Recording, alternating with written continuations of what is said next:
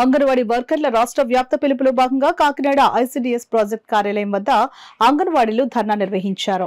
ఈ ధర్నాను ఉద్దేశించి సిఐటియు జిల్లా కోశాధికారి Malaka Venkataramana, Anganwadi workers helpers union జిల్లా కోశాధికారి ఎం రమణమ్మ, ప్రాజెక్టు అధ్యక్ష కార్యదర్శులు నీరజ, జ్యోతి, రాజేశ్వరిలు మాట్లాడుతూ రాష్ట్ర ప్రభుత్వం అంగన్వాడీ వర్కర్స్ సమస్యల పరిష్కారంలో చొరవ చూపించాలని, తక్షణమే గ్రాడ్యుటీ అమలు చేయాలని, పెరిగిన ధరలకు అనుగుణంగా వేతనాలు పెంచాలని డిమాండ్ చేశారు.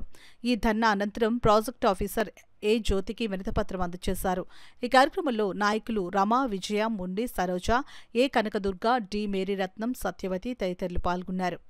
ఓ మెనూ పెట్టారు. ఆ మెనూ ఎలా పెట్టారో ఎవరు పెట్టారో కూడా తెలియట్లేదు. కానీ ఒకే రోజు సాంబార్ చేయాలి, ఫ్రైడ్ రైస్ చేయాలి, ఆకుకూర కూర వండాలి. ఇన్ని ఎలా వండుతారండి? ఒక పిల్లవాడికి వచ్చి 5 గ్రాముల నూనె అంటే మేము 10 మందికి రేషన్ తీస్తే కనుక 50 గ్రాముల నూనెతో ఇన్ని చేయడం మా వల్ల కాదు అంటే మీరు పైనుంచి తెచ్చుకోండే తప్ప ఇక్కడ మేమేమీ చేయలేమన్నారు.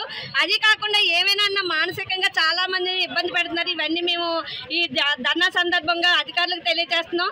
ముఖ్యంగా మా యొక్క డిమాండ్ కనీస వేతనం అమలు చేయండి.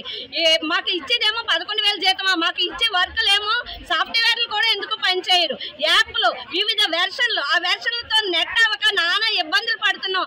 దయచేసి ఫోన్లు మార్చండి. ఫోన్లు మారుస్తారో మాకు అప్పుడు రికార్డు వరకు ఉండదని ఫోన్లు ఇచ్చారు. కానీ ఇప్పుడు ఫోన్లు చేయాలి, రికార్డులు చేయాలి. ఈ చూస్తే సిగ్నల్ ఉండదు, యాప్ ఓపెన్ అవ్వదు, ఏమీ అవ్వదు. అసలు మేమైతే ఈ ప్రధానమైన డిమాండ్ మా యొక్క కనీస వేతనం అమలు చేయాలి, ఫోన్ల వర్కులు తగ్గించాలి, వెర్షన్లు మార్చాలి. ఈ ఫోన్లు పనిచేయని విషయంలో మేము ప్రభుత్వానికి సబ్మిట్ చేసేయడానికి కూడా సిద్ధంగా ఉన్నాం.